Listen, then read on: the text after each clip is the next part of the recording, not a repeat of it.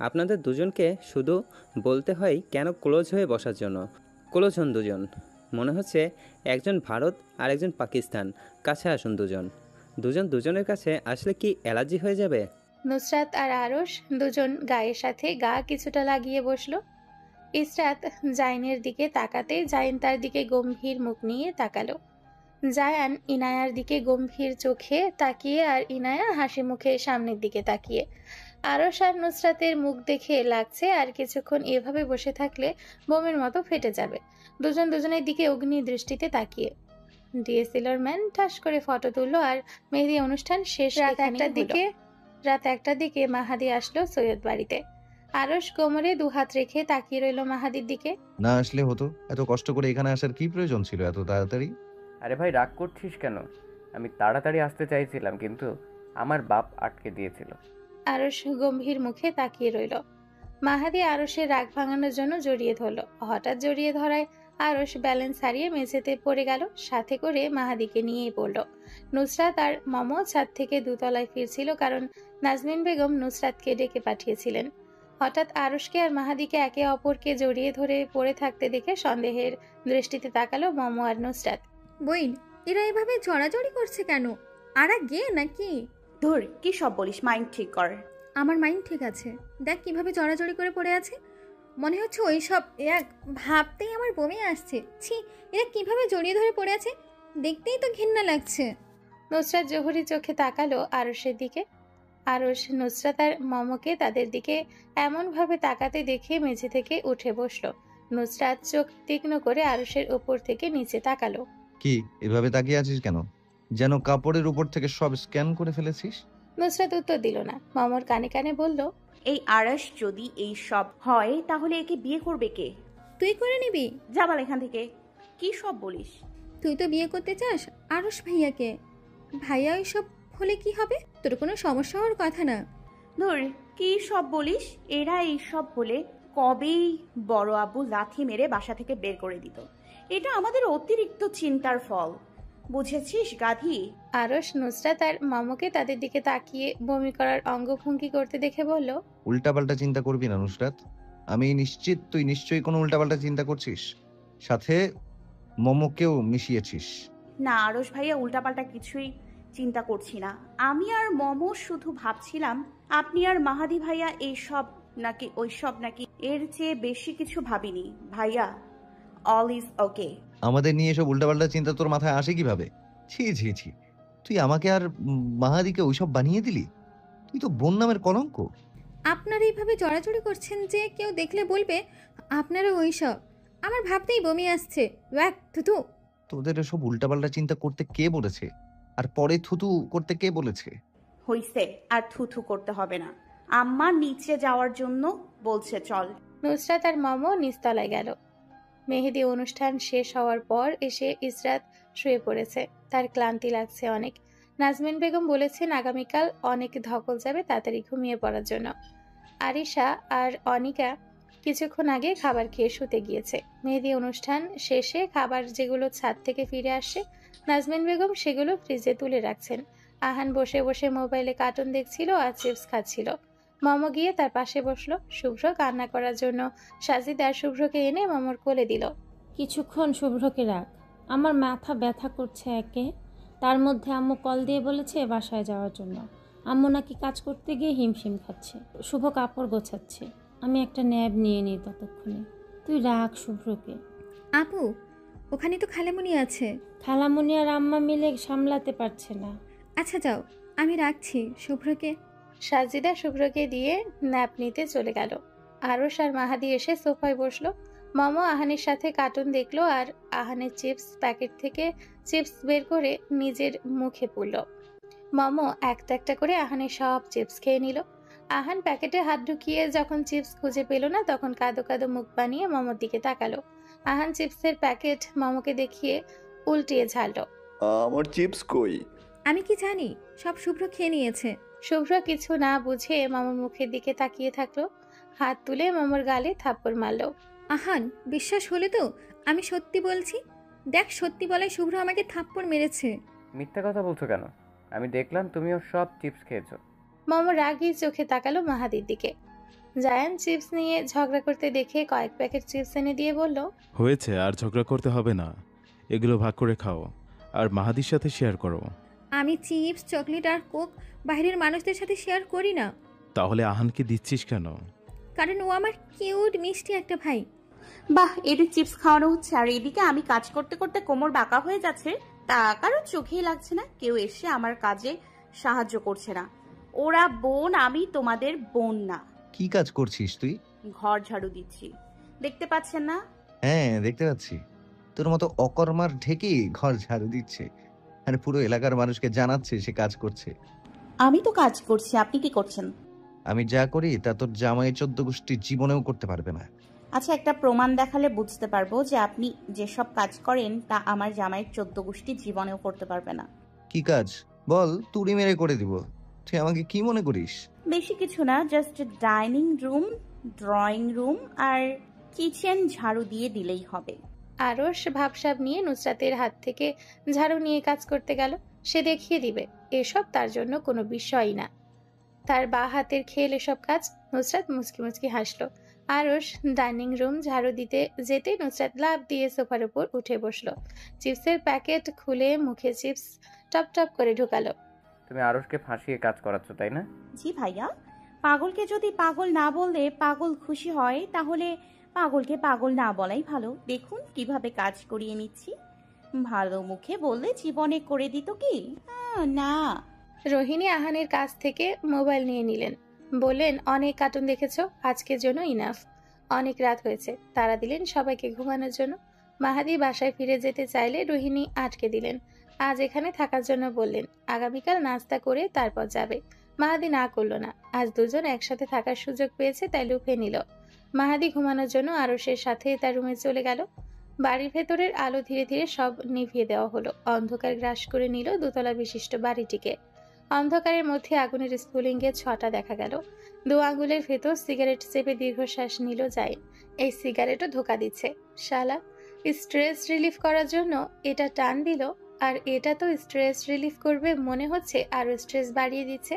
সিগারেটটা দূরে ছুঁড়ে ফেলে ক্লান্ত দেহ টেনে এনে বারান্দার রকিং চেয়ারে বসলো জাইন। চোখ বুজে শুয়ে থাকার মতো পড়ে রইল সারা রাত বারান্দায়। ফজরের আজানের সময় রুমে গেল। উজু করে ফজরের নামাজ আদায় করতে বসলো। নামাজ শেষে অনেক সময় নিয়ে আল্লাহর কাছে দোয়া করলো জাইন। নামাজ শেষে মনে হলো আগে তুলনায় শরীর ও মন দুটোই সতেজ হয়ে গিয়েছে। দুপুর 1টা বাজে। সৈয়দ বাড়ির সবাই ধীরে ধীরে ঘুম থেকে উঠল। ঝর্ণা, নাজমিন বেগম মিলে সকালে নাস্তা তৈরি করলেন। নাস্তা তৈরি করে নাজমিন বেগম ইসরাতের রুমে গেলেন। দরজায় নক করে রুমে প্রবেশ করলেন। ইসরাত দাঁত ব্রাশ করে মাত্র ওয়াশরুম থেকে বের হয়েছে। তাড়াতাড়ি এসে নাস্তা করে যা। পার্লারের অ্যাপয়েন্টমেন্ট রেখেছিস কয়টায়? 4টার সময়। নাস্তা করে এসে গোসল করে নিস। আচ্ছা আম্মু। নবাবজ্যোতি কোথায়? রাতে এই রুমে ঘুমায়নি? এসেছিল দলবল নিয়ে এই রুমে শোয়ার জন্য। সবার জায়গা না হয় ইরহামের রুমে ঘুমিয়েছে। ইরহাম কোথায় ঘুমিয়েছে? নুসরাতের রুমে। কিন্তু ওই রুম তো পরিষ্কার করে রাখা হয়নি অনেকদিন থেকে। রাতে সৌরভী পুরনো বিছানা তুলে নতুন বিছানা বিছিয়ে দিয়েছে। নাজমিন বেগম ভ্রু কুঁচকে তাকালেন। নুসরাতের ওপর তিক্ত বিরক্ত হয়ে বললেন, নুসরাত কোথায় ছিল? ও থাকতে সৌরভী কাজ করবে কেন? সৌরভী মেহমান, এটা কি গাধিটা ভুলে গিয়েছে? আমি কি জানি। আচ্ছা নাস্তা কর, আমি ওদের ডাক দিয়ে নিয়ে আসি। নাজমিন বেগম ইরহামের রুমে প্রবেশ করে দেখলেন নুসরাত, মমো আর সাদিয়া মাঝে শুয়েছে। মমো এক পাশ থেকে নুসরাতের ওপর পা তুলে শুয়ে আছে, আর আরেক পাশ থেকে সাদিয়া জড়িয়ে ধরে আছে। নুসরাত ঘুমের মধ্যে হাত ঠেলে সরিয়ে দিল। শ্বাসকষ্টে রোগীদের মতো ছটফট করলো। বিড়বিড় করে বলল, আমার শরীরে থেকে পা সরা, নইলে পা ভেঙে গুড়িয়ে দিব। ঘুমের মধ্যেও এই মেয়ে হুমকি দিচ্ছে। এই নুসরাত, 2টো বাজে, আর কত ঘুমাবি? আম্মা আর 5 মিনিট ঘুমোতে দাও, তারপর উঠে যাব। ইসরাত পার্লারে চলে যাচ্ছে, তুই ঘুমিয়ে থাক। কথাটা বলতে দেরি হলো, নুসরাতের উঠতে দেরি হলো না। বিছানা থেকে এক লাফে ওয়াশরুমে গিয়ে ব্রাশ খুঁজে পেল না। ওয়াশরুম থেকে মাথা বের করে বলল, আম্মা আমার ব্রাশ কই? গাধি রে গাধি, এটা তোর বাথরুম, এক ঘুমে সব খেয়ে নিয়েছিস। নুসরাত মাথা চুলকালো। বোকা হেসে ওয়াশরুম থেকে বের হয়ে ইসরাতের রুমে গেল। নাজমিন বেগম ততক্ষণে মমো আর সাদিয়াকে ডেকে তুললেন। সকালে নাস্তা শেষ করে সবাই নিজ নিজ রুমে রেস্ট করার জন্য যাচ্ছিল। গতকাল রাতে ঘুম হয়নি বলে এখনো ক্লান্তি শরীরে রয়ে গেছে। মাহাদি নাস্তা করে বিদায় নিল। লিপি বেগম বললেন রাতে যেন অনুষ্ঠানে উপস্থিত থাকে। না হলে তিনি রাগ করবেন। মাহাদি বলে গিয়েছে সে সময় মতো উপস্থিত হয়ে যাবে। বড় মামুনি, আমি বাসায় যাব। কেন? এখান থেকে হলে চলে যাবে? লুৎফার আশিক তো আসবে। এরকম কিছু না বড় মামুনি, গতকাল বাসায় কোনো অনুষ্ঠান না হয় এখানে এসেছিলাম। আপু তো রাতে চলে গেছে, আর আমি কাপড় আনিনি বিয়েতে পরার জন্য, তাই এখন গেলে ভালো হয়।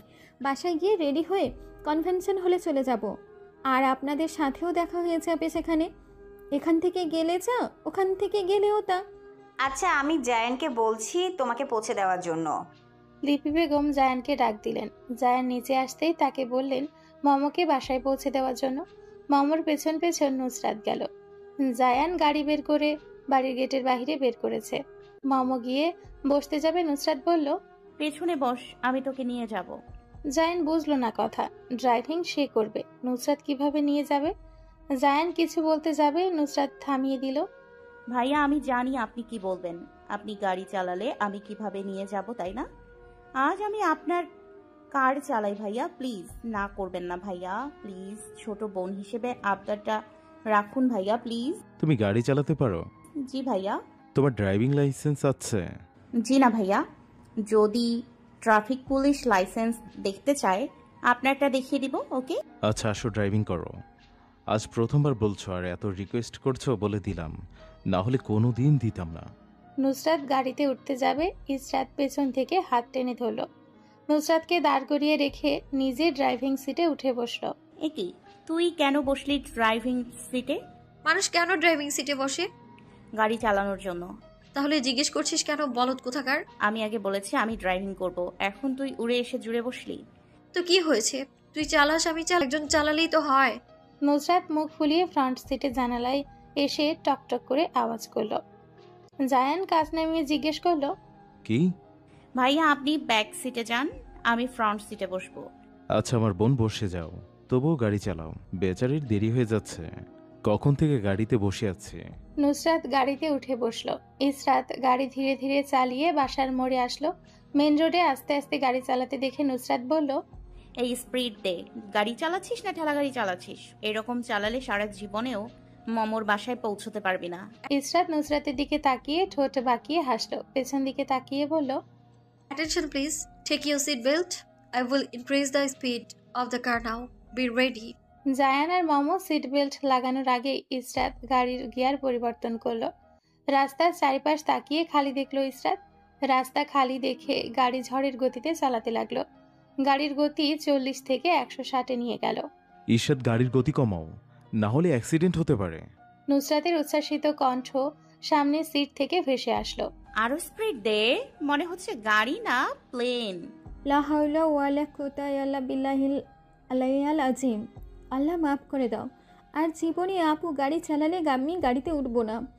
এইবার শেষবারের মতো মাফ করে দাও। এই জান নিয়ে তুই আমাদের সাথে গাড়িতে উঠিস? তোকে তো আমার বন্ধু বলে পরিচয় দিতে লজ্জা লাগছে। সামান্য স্পিডে তোর এই অবস্থা।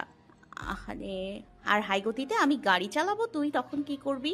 ইসরাত, আরো স্পিড দে।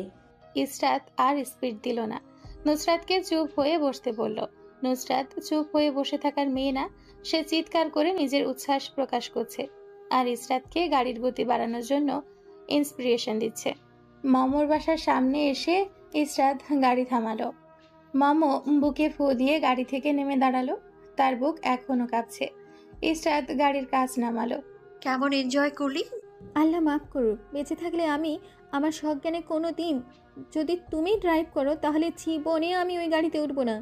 একটুর জন্য আমার প্রাণ পাখি ঠুস করে উড়ে যায়নি, এটাই অনেক। তুই আমার সামনে দাঁড়িয়ে আমার ড্রাইভিং স্কিলের বদনাম করছিস? তোর তো খুশি হয়ে আমাকে ধন্যবাদ দেওয়া উচিত ছিল। 30 মিনিটের রাস্তা আমি তোকে উড়িয়ে 15 মিনিটে নিয়ে এসেছি। জি আপা, অনেক ধন্যবাদ। এবার বাসায় গিয়ে রেডি হন। আপনি হয়তো ভুলে গিয়েছেন আজ আপনার বিয়ে। না না, মনে আছে, ভুলে যাব কেন?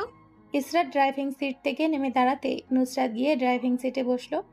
মমো পেছন থেকে কিছু বলার পূর্বেই নুসরাত ধোয়া উড়িয়ে গাড়ি স্টার্ট দিল। জানালা খুলে মমোকে ফ্লাইং কিস ছুড়ে দিল নুসরাত। টাটা ডার্লিং, রাতে দেখা হচ্ছে কনভেনশন হলে। নুসরাত মেন রোডে উঠে হাই স্পিডে গাড়ি চালাতে শুরু করলো। জায়ান আস্তে গাড়ি চালানোর কথা বললেও নুসরাত গাড়ির গতি কমালো না। বললো ভাইয়া এনজয়। নুসরাত, আমার কথা শোনো, বড় সড়ো অ্যাক্সিডেন্ট হওয়ার আগে গাড়ির গতি কমাও। আমার ব্লাড প্রেশার হাই হয়ে যাচ্ছে, অ্যাক্সিডেন্ট হয়ে যাবে, আস্তে গাড়ি চালাও। জায়ানের বলতে দেরি হলো, নুসরাতের গাড়ি ঠুকতে দেরি হলো না। গাড়ি উল্টে গিয়ে প্লটের ভেতরে পড়ল। জায়ান ব্যথা পেয়ে চিৎকার করে উঠল। গাড়ির সামনের কাঁচ ভাঙার সাথে লাইটগুলো ভেঙে গেল। নারী কণ্ঠের চিকন ব্যথাতুর শব্দ ভেসে আসলো গাড়ির ভেতর থেকে।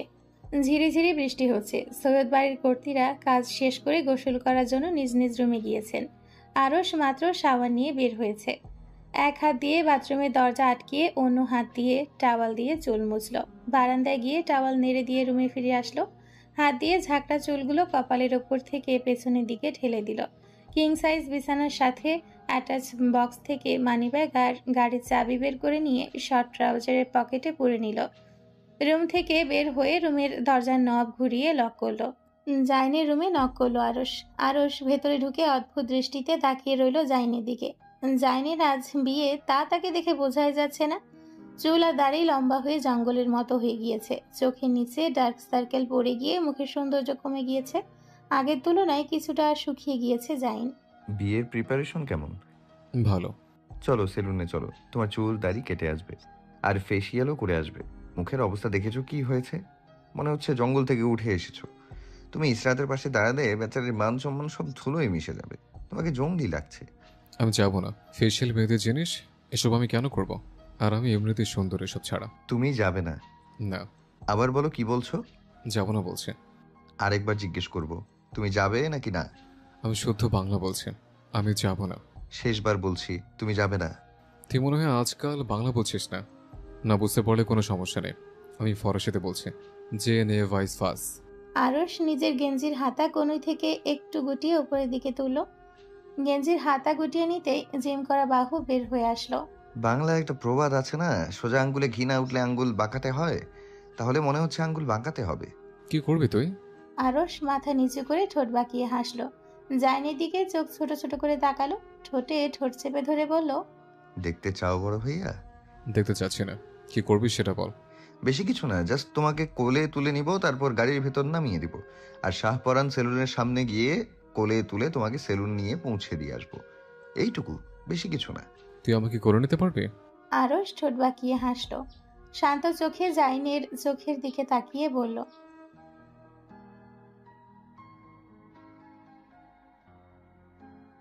আরশের চোখে মুখে কিছু একটা ছিল যা দেখে জাইন রাজি হলো। বিশ্বাস নেই, এই ছেলে যা ঘাড়তারা, দেখা যাবে কথা না শুনলে কোলে করে শাহপরান সেলুনে নিয়ে যাবে। সেলুনের ভেতর নিয়ে গিয়ে কোল থেকে নামাবে। তুই গাড়ি বের কর, আমি আসছি। ওকে, তাড়াতাড়ি আসো। জায়ান কোমরে ব্যথা পেয়েছে হঠাৎ করে প্লটে গাড়ি পড়ে যাওয়ার জন্য। নুসরাত হুইলের সাথে বাড়ি খেয়ে কপালের এক পাশ ছেঁচে গিয়েছে। জায়ান গাড়ির দিকে তাকিয়ে হাই হুতাশ করতে লাগলো। নুসরাতকে ধমকে বলল, বলেছিলাম আস্তে চালাও। আমার কথা শুনলে এটা দেখতে হতো না। আমার ভালোবাসা, আমার জান, আমার গাড়ি, এটা কি করলে নুসরাত? গাড়িটা নিমেষে শেষ করে দিলে। নুসরাত গাড়ির যেখানে স্ক্র্যাচ পড়েছে সেখানে পা দিয়ে লাত মারল। গাড়িতে লাত মেরে নিজের পায়ে ব্যথা পেল। জায়ানকে আবার হাই হুতাশ করতে দেখে নুসরাত জায়ানের দিকে রাগী চোখে তাকিয়ে ধমকে উঠল, ট্রিপিক্যাল মাইয়াগো মতো করছেন কেন? মনে হচ্ছে এক্ষুনি কান্না করে দেবেন। পুরুষ মানুষ আবার এসব ন্যাকামি করে নাকি? আমার এত কষ্ট করে কেনা গাড়ি তুমি এভাবে ভেঙে দিলে। তোমার কাছে গাড়ি দেয়া আমার জীবনের সব থেকে বড় ভুল হয়েছে।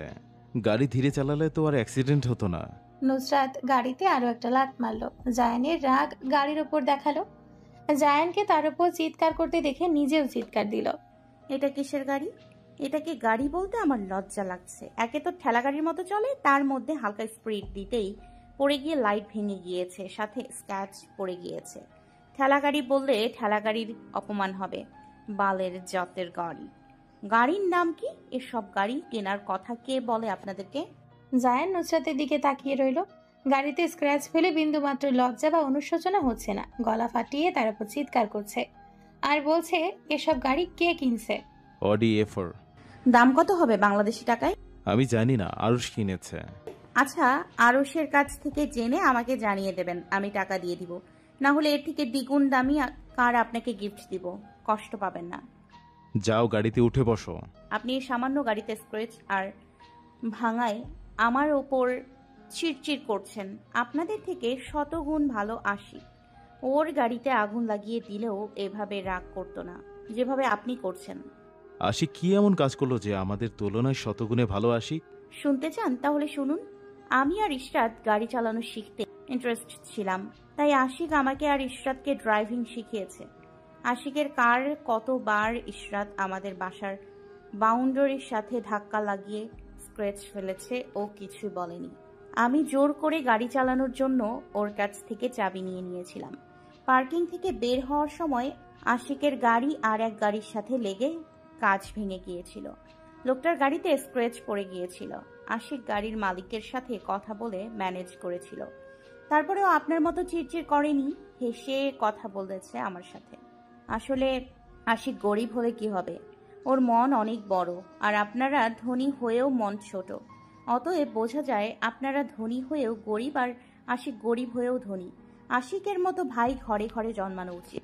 আচ্ছা বোন, এবার আপনার ভাষণ শেষ হলে পিছনে বসুন। বাসাতে যাবেন না? প্রায় 3টা বাজতে চললো। নুসরাত ব্যাক সিটে গিয়ে উঠে বসলো। বসার আগে গাড়িতে কয়েকবার লাত মারতে ভুলল না। গাড়ি হঠাৎ প্লটে পড়ে যাওয়ায় মেরুদণ্ডের হাড্ডিতে নুসরাত ব্যথা পেয়েছে, তাই গাড়ি থেকে নামলো না। পিঠে চিনচিন ব্যথা করছে। জায়ান করুণ চোখে গাড়ির দিকে কিছুক্ষণ তাকিয়ে গাড়িতে উঠে বসলো। দারোয়ান গেট খুলে দিতেই জায়ানের গাড়ি বাড়ির ভেতর প্রবেশ করলো। গাড়ি থামার পর ইসরাত গাড়ি থেকে নেমে বাসার ভেতর চলে গেল। ইসরাতের সাথে হাই হ্যালো করে আরশ বাসার ভেতর থেকে আঙ্গুলের চাবি ঘোরাতে ঘোরাতে বের হয়ে আসলো। জায়ান আর নুসরাত গাড়ির সামনে দাঁড়িয়ে কোমরে হাত রেখে ঝুঁকে স্ক্র্যাচ দেখছিল। লাইট ভেঙে যাওয়ায় লাইটের আশেপাশে যে সকল কাঁচ ঝুলে রয়েছে, নুসরাত পা থেকে জুতো খুলে বাড়ি দিয়ে ভেঙে ফেলল। আরশ নুসরাত আর জায়ানকে গাড়ির দিকে ঝুঁকে থাকতে দেখে কৌতূহলবশত এগিয়ে আসলো। গাড়ির কাছে এসে গাড়ির এই অবস্থা দেখে আরশের চোখ ছানা বড়া হয়ে গেল। জায়ানের দিকে একবার তাকিয়ে আবার গাড়ির দিকে তাকালো আরশ। অতিরিক্ত শকড হয়ে আরশের মুখ দিয়ে কোনো কথাই বের হলো না। নিজেকে ধাতস্থ করতে আরশের সময় লাগলো। জায়ানের দিকে রাগী চোখে তাকালো, দাঁতের সাথে দাঁত চেপে কটমট শব্দ করলো, গাড়ির এই অবস্থা কে করেছে? আরশ গাড়ির যেখানে যেখানে স্ক্র্যাচ পড়েছে হাত দিয়ে স্পর্শ করলো। করুণ চোখে তাকিয়ে রইল গাড়ির দিকে। নুসরাতের আরশের মুখ দেখে হাসি আসলো। নুসরাত নিজেকে ধমকালো, don't love, don't do this Nusrat, I will kill you Nusrat, don't love. নিজেকে শাসিয়েও নুসরাতের হাসি থামলো না। হাত দিয়ে ঠোঁট থেকে মুখ পর্যন্ত চেপে ধরলো। গাড়ির এই অবস্থা কিভাবে হলো? নুসরাত জায়ানের শার্ট ধরে টেনে নিচের দিকে নামালো। জায়ান কিছুটা কাত হয়ে নিজের কান নুসরাতের মুখের কাছে নিয়ে আসলো। ভাইয়া, আরও সেরকম রিয়্যাক্ট করছে কেন? মনে হচ্ছে গাড়ি তোমার না আরশের। এখন এটা বলো না গাড়ি তোমার না আরশের। এটা বললে আমি বিশ্বাস করব না। বোন, গাড়ি আমার, কিন্তু কিন্তু কি? গাড়ি যেমন আমার তেমন আরশের। গাড়ি কেনার সময় 50% টাকা আরশ দিয়েছে, আর 50% আমি। ভাইয়া, এটা আপনারও তো গাড়ি, তাহলে আপনার দিকে এরকম চিবিয়ে খেয়ে ফেলা লোক দিচ্ছে কেন? আমার দিকে না বোন, তোমার দিকে দিচ্ছে। আমার দিকে। নুসরাত আরশের দিকে একবার তাকিয়ে জায়ানের গা ঘেঁষে দাঁড়ালো। আরশকে তার দিকে লাল চোখ নিয়ে তাকাতে দেখে নিজের দু গাল চেপে জায়ানের পেছনের দিকে গেল। আরশ কাজ চেক করতে ঝুঁকতেই নুসরাত পালানোর চিন্তা করলো। নুসরাত পেছন ঘুরে যেতে নিবে, আরশ চিৎকার করে উঠল, একটা প্রশ্নের উত্তর দিতে এত সময় লাগে? কে করেছে এই অবস্থা গাড়ির? ভাইয়া, এবারের মতো বাঁচিয়ে নাও। পারবো না। প্লিজ ভাইয়া, আমার মতো একটা বাচ্চা অকালে মারা যাবে, সেটা আপনি মেনে নিতে পারবেন? হ্যাঁ, পারবো না কেন, অবশ্যই পারবো। ভাইয়া, এবার বাঁচিয়ে নিলে আমি তোমাকে আমার সম্পত্তির 2% দিব। ডিল ফাইনাল করো ভাইয়া, সুবর্ণ সুযোগ। তুমি সম্পত্তি কই বাবা? নাসির উদ্দিনের সম্পত্তি আমি আর ইশরাত ছাড়া কে পাবে? ওখান থেকে আপনাকে 2% দিব। প্লিজ এই ব্যাডার থাপ্পড়ের হাত থেকে বাঁচিয়ে নিন। ওকে, ডিল। আমি তোমাকে বাঁচাবো, আর তুমি আমাকে তোমার সম্পত্তির 2% দিবে। এই মুখে আমের আঁটি ঢুকিয়ে এসে দুজনের কথা বলছিস না কেন? আমার মাথা গরম হচ্ছে। নুসরাত কিছুটা পায়ে ভর দিয়ে উঁচু হয়ে বলল, ভাইয়া, এ তো প্রচুর সিরিয়াস গাড়ি বিষয়ে। গাড়ির প্রতি ওর ইমোশন বেশি। নুসরাতের সাথে কথা বলা শেষে জায়ান আরশের দিকে তাকালো, যে উত্তরের অপেক্ষায় তার দিকে তাকিয়ে আছে। গাড়ি ভুলে মামাদের বাসার গেটে ধাক্কা মেরে দিয়েছে। ছোট ভাইয়া, মিথ্যা বলবা না। আমি জানি তোমার ড্রাইভিং স্কিল অনেক ভালো। ড্রাইভিং এর সময় হঠাৎ মাথায় চক্কর দিয়েছিল, তাই ব্যালেন্স হারিয়ে গাড়ি ধাক্কা খেয়েছে। আরশ জহুরি নজরে নুসরাত আর জায়ানের দিকে তাকালো। নুসরাত চোরের মতো মুখ লুকালো জায়ানের পেছনে। তাহলে তোমার কপাল ফেটে রক্ত না বের হয়ে ওর বের হচ্ছে কেন? তুমিই তো ড্রাইভিং সিটে ছিলে, তাহলে ওর কপাল ছেঁচে গেল কিভাবে? দেখে তো মনে হচ্ছে হুইলে লেগে আঘাত পেয়েছে। নুসরাত জায়ানের দিকে তাকালো। জায়ান চোখ দিয়ে ভরসা দিল সে বলছে কিছু। আসলে নুসরাত সিট বেল্ট লাগায়নি, এজন্য গাড়িতে ধাক্কা খাওয়ার সাথে ও ধাক্কা খেয়েছে। ওই সময় গাড়ির সামনে আঘাত লেগে কপাল ছেঁচে গিয়েছে। সত্যি কথা বলছো তো? হ্যাঁ সত্যি। মিথ্যা বলছো না তো? না, একদম না। নুসরাত জায়ানের কথার সাথে মাথা উপর নিচ নাড়ালো। আরশকে তার দিকে তাকাতে দেখে মুখ কাচুমাচু করে আরশের চোখের দিকে তাকালো। আরশকে সন্দেহের চোখে তাকাতে দেখে নুসরাত ফুল কনফিডেন্স নিয়ে আরশের চোখের দিকে তাকালো। চোখ সরালো না, চোখ বড় বড় করে আরশের দিকে তাকিয়ে রইল। আরশ তার চোখ সরিয়ে নিল, বিড়বিড় করে বলল, নির্লজ্জ। নুসরাতের দিকে তাকিয়ে জিজ্ঞেস করলো, গাড়ির তুই ধাক্কা দিসনি? নুসরাত উপর নিচ মাথা নাড়িয়ে হ্যাঁ বলল, আবার দুপাশে মাথা নাড়িয়ে না বলল। মুখ দিয়ে বল, তোর ইশারায় কথা বলা আমার মতো সুস্থ মস্তিষ্কের মানুষ বুঝতে পারবে না। আমি কিছু করিনি। সত্যি তো? 110%। জায়ান এসে বলল গাড়ি বের করার জন্য। কোথায় যাবে নিয়ে যাওয়ার জন্য। আরশ গ্যারেজ থেকে গাড়ি বের করে নিয়ে আসলো। বাড়ির গেটের বাইরে যাওয়ার আগে নুসরাতের দিকে তীক্ষ্ণ দৃষ্টি দিয়ে গেল। শালা আমাকে শুধু সন্দেহ করে। ইসরাত গোসল করে বের হতে নুসরাত গোসল করতে গেল। পার্লারে গিয়ে পরার জন্য লেহেঙ্গা বের করে বিছানার উপর রাখলো। ইসরাত দুপুরের খাবার খাওয়ার জন্য নিচে নেমে গেল। 5 মিনিট পর নুসরাত গোসল করে চলে আসলো। ইসরাত কথা না বলে নুসরাতের জন্য প্লেটে খাবার বেড়ে দিল। নুসরাত প্লেট হাতে নিয়ে গিয়ে টেবিলে বসলো। খাওয়া শেষে রুমে গিয়ে বিয়েতে পরার জন্য কাপড় বের করলো। ইসরাত চুল শুকিয়ে জুতো অর্নামেন্টস সব বের করলো। নুসরাত আর ইসরাত দুজন নাসির সাহেবের রুমের সামনে গেল। নক করার পর নাসির সাহেব বললেন ভেতরে আসার জন্য। তিনি গোসল করতে যাচ্ছিলেন। দুজনকে একসাথে আসতে দেখে ভ্রুকুচকে তাকালেন। নুসরাত ইসরাতকে ধাক্কা দিল বলার জন্য। ইসরাত নুসরাতকে ধাক্কা দিল। কি বলবে তাড়াতাড়ি বলো, আমি গোসলে যাব। আপনার গাড়ির চাবিটা দিন আব্বু। কি করবে? জি পার্লারে যাবো আব্বা। তোমাদের ড্রাইভিং করে যাওয়ার দরকার নেই। জায়ানের গাড়ির অবস্থা কিছুক্ষণ আগে কি করেছো তা তো দেখেছি। আব্বু আমি কিছু করিনি। তুমি না করলে তোমার সাথের জন তো করেছে। আমি জায়ানকে বলে দিব তোমাদের পৌঁছে দেওয়ার জন্য। যাও, যা যা পার্লারে নেবে তা গোছাও। নুসরাত আর ইসরাত মুখ কালো করে বের হয়ে গেল। রুমের পাশে কান পেতে বসে রইল। নাসির সাহেব ওয়াশরুমে দরজা লাগানোর শব্দ শুনতেই নুসরাত এসে আবার রুমে ঢুকলো। বিছানার পাশের বক্সের উপর নাসির সাহেবের গাড়ির চাবি খুঁজে পেল। ঝটপট হাতে নিয়ে রুম বাহিরে থেকে লক করে চাবি নিয়ে দৌড় দিল। ইসরাত সাদিয়া আর সৌরভীকে বলল, তাড়াতাড়ি আয়, আব্বু বের হতে পারলে আস্ত রাখবে না। নুসরাত গাড়ির কিতে চাপ দিতে হর্ন বেজে গাড়ি আনলক হলো। নাসির সাহেব ওয়াশরুম থেকে সাবান মাখা শরীর নিয়ে বের হয়ে আসলেন।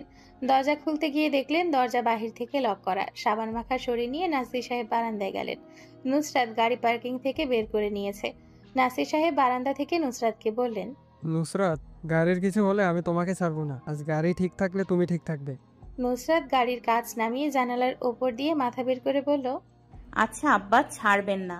আপনার বাড়িতেই সারা জীবন ধরে রাখবেন। টাটা আব্বা। আস্তে ধীরে কনভেনশন হলে পৌঁছে যাবেন। আমাকে আর ইশরাতকে ওখানে পাবেন। বাই বাই আব্বা। চিন্তা করবেন না আব্বা, না হলে প্রেশার হাই হয়ে যাবে। আপনার প্রাণ প্রিয় গাড়ি ওখানে পাবেন। টাটা, বাই বাই আব্বা। আবার দেখা হবে রাতে। ঔষধ খেয়ে নেবেন মনে করে। নুসরাত গাড়ি টান মেরে বাসার বাইরে চলে গেল। আর নাসির সাহেব সাবান মাখা শরীর নিয়ে কিছুক্ষণ গাড়ির যাওয়া রাস্তার দিকে তাকিয়ে রইলেন। গাড়ি অদৃশ্য হতেই হেসে দিলেন। ইসরাতের ব্রাইডাল মেকওভার শেষ হওয়ার পর পার্লার থেকে নুসরাত, ইসরাত, সৌরভী আর সাদিয়া বের হয়ে আসলো। ড্রাইভিং সিটে উঠে বসলো নুসরাত। এক পায়ের হাই হিল পেছনের সিটে ছুঁড়ে ফেলল। গাউন ভাঁজ করে নিজের কোলের উপর রাখলো। এসব জুতো পরে আমি ড্রাইভিং করতে পারি না। ব্রেক চাপলে বোঝা যায় না ব্রেক চেপেছি কিনা। নুসরাত গাড়ির বাহিরের দিকে তাকালো। ইসরাত ফোনে কথা বলছে। হাত ঘড়িতে টাইম চেক করলো। টাইম দেখে চোখ চড়ক গাছ হয়ে গেল। রাত 8:30 বাজে। এত তাড়াতাড়ি বেজে গেল 8:30। ইসরাতকে তাড়া দিল তাড়াতাড়ি গাড়িতে ওঠার জন্য। ইসরাত হাত দিয়ে 5 মিনিট দেখালো। নুসরাত গাড়ি স্টার্ট দিল। টান মেরে ইসরাতের পাশ কাটিয়ে চলে গেল। ইসরাত তবুও দাঁড়িয়ে রইল, কোনো রিয়াক্ট করলো না। নুসরাত গাড়ি আবার ব্যাক আনলো। এবার না আসলে সত্যি সত্যি চলে যাব। আরো 10 মিনিট পর ইসরাত ফোনে কথা বলা শেষ করে উঠে বসলো। নুসরাত গাড়ি স্টার্ট করে গতি বাড়ালো। ইসরাত পেছন দিকে মাথা দিয়ে চোখ বন্ধ করে ঘুমের মতো করে পড়ে রইল।